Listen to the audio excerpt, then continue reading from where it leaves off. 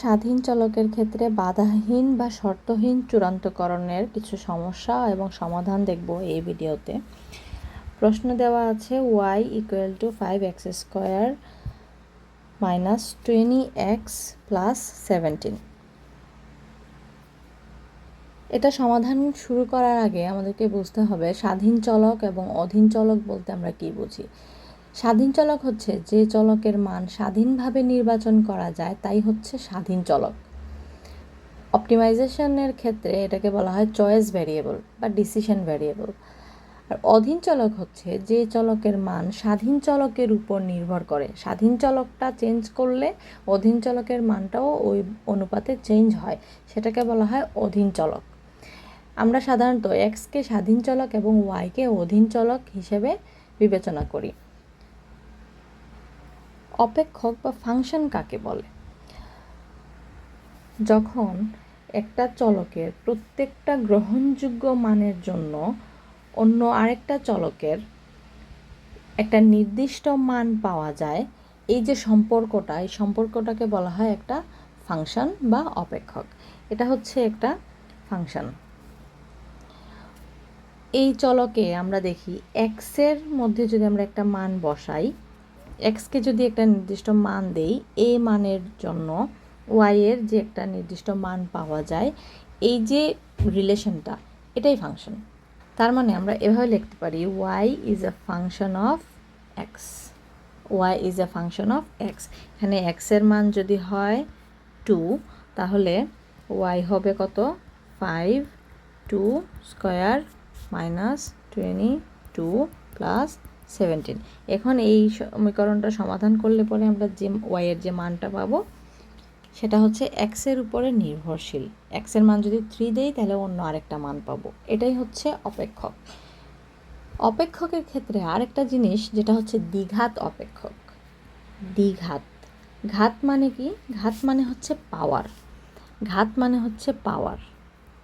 যদি এক্সের উপরে কোনো পাওয়ার না থাকে, তার মানে কি? আমরা জানি এখানে 1 আছে, তার মানে হচ্ছে এটার পাওয়ার বা ঘাত হচ্ছে 1। যদি এক্সের উপরে 2 থাকে তাহলে এটার ঘাত হচ্ছে 2। হ্যাঁ, যে ফাংশনে, যে পলিনোমিয়াল ফাংশনের চলকের সর্বোচ্চ ঘাত 2, যদি একটা সর্বোচ্চ ঘাত হয় 2, তাহলে সেটা হবে দ্বিঘাত অপেক্ষক। যেমন আমরা ধরি function of x is equal two ax² + bx + c। এখানে এক্সের পাওয়ার কত? 1, সি এর পাওয়ার কত? 1, এ এর পাওয়ার কত? 1, সব কিছুর পাওয়ার 1, কিন্তু এখানে সর্বোচ্চ যে পাওয়ারটা আছে সেটা হচ্ছে 2। তার মানে এটা একটা দ্বিঘাত অপেক্ষক। দ্বিঘাত অপেক্ষক জানার পরে আমরা যেটা জানবো সেটা হচ্ছে উদ্দেশ্য অপেক্ষক বা অবজেক্টিভ ফাংশন।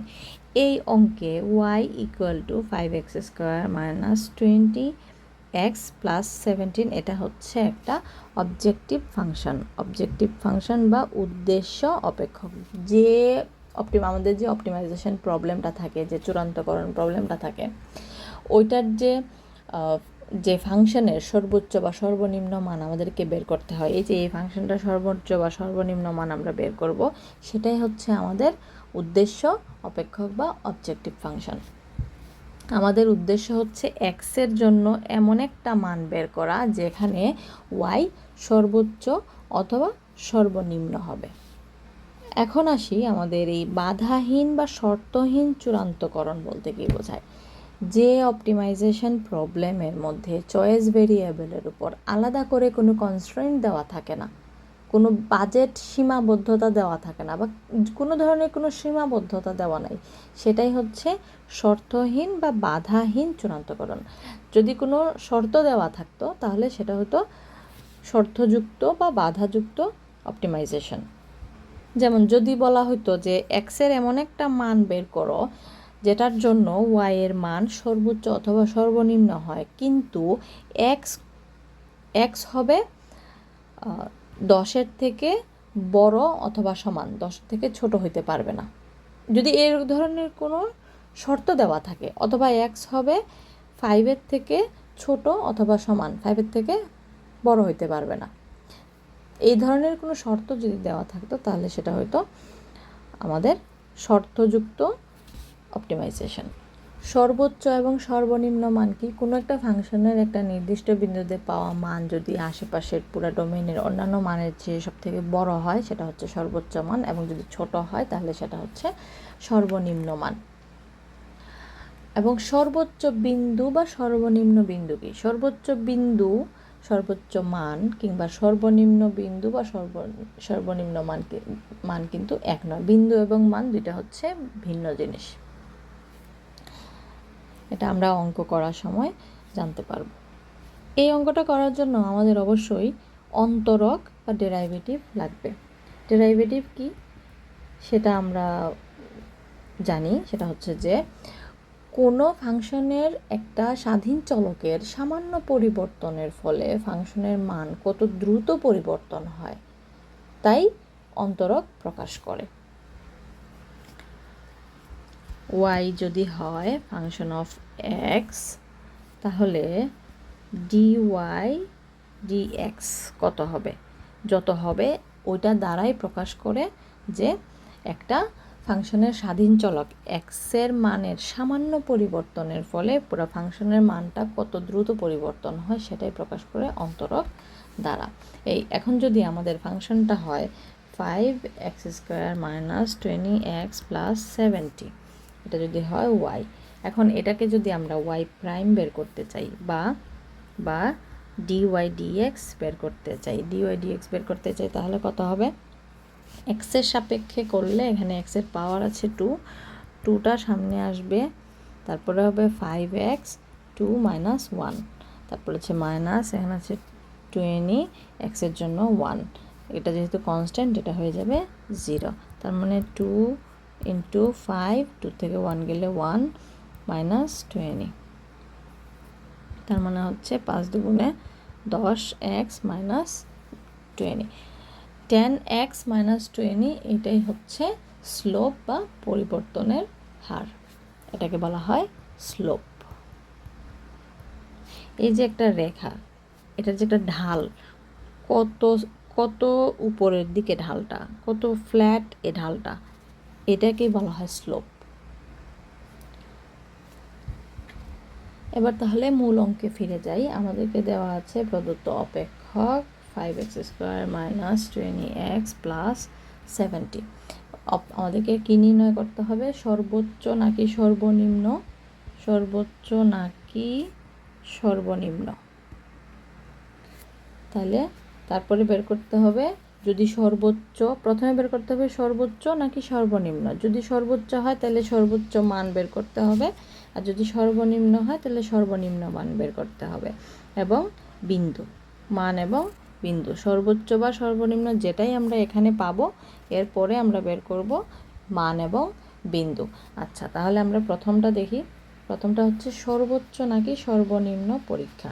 সর্বোচ্চ নাকি সর্বনিম্ন কিভাবে পরীক্ষা করব? সর্বোচ্চ নাকি সর্বনিম্ন সেটা পরীক্ষা করার জন্য আমাদের প্রয়োজন হচ্ছে প্রথম অন্তরক, ফার্স্ট অর্ডার কন্ডিশন। প্রথম অন্তরক বা ফার্স্ট অর্ডার কন্ডিশন, FOC। এখন যদি আমরা dy dx করি তাহলে কি হবে? ddx অফ y হচ্ছে 5x² - 20x + 70 সমান, আমরা কত পেয়েছিলাম? 10x - 20। এখন আমাদের ফার্স্ট অর্ডার কন্ডিশন কি? ফার্স্ট অর্ডার কন্ডিশন হচ্ছে dy dx বা এই y প্রাইম যেটা পেয়েছি এটা হবে 0, মানে এখানে কোনো, এটা হচ্ছে সর্বোচ্চ অথবা সর্বনিম্ন বিন্দু, এখানে কোনো ধরনের কোনো ঢাল থাকবে না। তার মানে এই যে y প্রাইম যেটা পেলাম 10x - 20, এটার মান হচ্ছে 0। তার মানে 10x 10, x মানে হচ্ছে 10 দিয়ে ভাগ করলে 2, আমরা কি পেলাম? x এর মান হচ্ছে 2। এখন x এর মান 2 পেলাম, কিন্তু এক্সের মানটা সর্বোচ্চ নাকি সর্বনিম্ন এটা কিভাবে পাবো? এটা পাওয়ার জন্য আমাদের প্রয়োজন দ্বিতীয় অন্তরক, সেকেন্ড ডেরাইভেটিভ। আমরা প্রথম ডেরিভেটিভ পেলাম, এখন আমাদেরকে বের করতে হবে সেকেন্ড ডেরিভেটিভ। সেকেন্ড ডেরিভেটিভ মানে কি? আমরা বের করব d d x of y prime. ওয়াইকে আগে ডিডি এক্স করেছিলাম, ডেরিভেটিভ বের করেছিলাম ডিফারেন্সিয়েশনের মাধ্যমে। এখন ওয়াই প্রাইম যেটা পেয়েছি, ওয়াই প্রাইম কত? ওয়াই প্রাইম হচ্ছে এটা।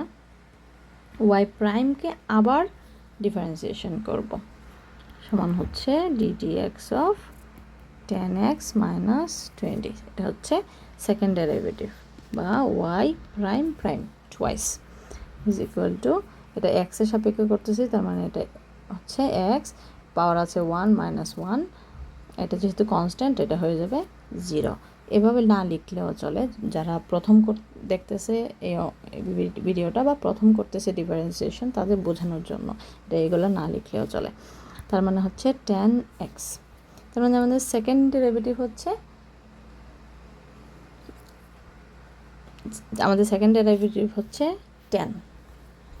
আচ্ছা, এখন আমরা যে সেকেন্ড ডেরিভেটিভটা পেলাম, যেহেতু ওয়াই প্রাইমের মান 10 হলো, এই ওয়াই প্রাইমটা মানে সেকেন্ড ডেরিভেটিভটা মানটা 10 জিরোর থেকে বড় না ছোট? জিরোর থেকে বড়। যেহেতু এটা জিরোর থেকে বড়, তাই এক্স ইকুয়াল টু 2 এটা হলো সর্বনিম্ন। যদি এটা জিরোর থেকে, যদি ওয়াই প্রাইমের মানটা জিরোর থেকে ছোট হইতো, তাহলে এটা হইতো যে সর্বোচ্চ। তার মানে এটা হচ্ছে সর্বনিম্ন স্থান, তার মানে এখানে একটা সর্বনিম্ন মান পাওয়া যাবে। এটা হচ্ছে অপেক্ষকটা হচ্ছে সর্বনিম্ন। আমরা এই পর্যন্ত কিন্তু কোনো মান পাই নাই, এখন আমরা পেয়েছি শুধুমাত্র অপেক্ষকটা, যেটা এক্স ইকুয়াল টু 2-তে অপেক্ষকটা সর্বোচ্চ নাকি সর্বনিম্ন। এক্স ইকুয়াল যদি 2 হয়, এই 2-তে আমরা অপেক্ষকের সর্বনিম্ন মান পাবো। যেহেতু 10টা হচ্ছে 0 থেকে বড়, তাই এখানে আমরা সর্বনিম্ন মান পাবো। তাহলে এবার সর্বনিম্ন মানটা বের করি। সর্বনিম্ন মান বের করি, যদি সর্বোচ্চ হইতো তাহলে আমরা সর্বোচ্চ মান বের করতাম। এখন প্রদত্ত অপেক্ষকে, অবজেক্টিভ ফাংশনে অপেক্ষকে এক্স ইকুয়াল টু 2 বসাই। এক্স ইকুয়াল টু 2 বসাইলে কি হবে?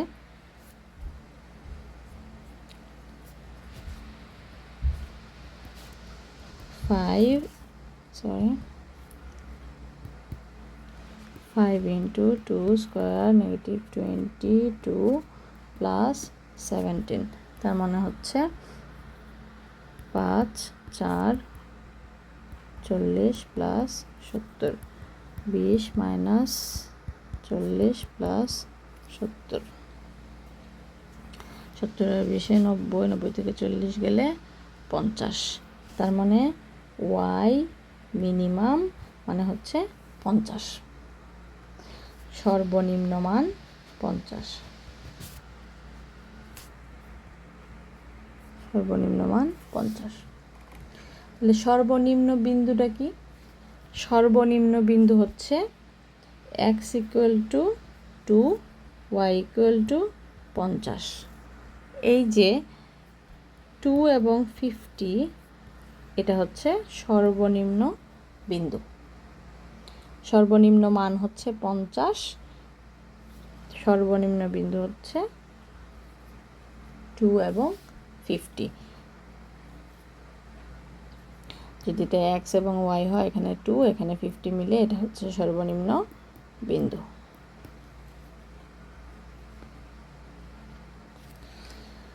তারপর এখন আমাদের আনসারটা কি? আনসার হচ্ছে অপেক্ষকটা সর্বনিম্ন, সর্বনিম্ন মান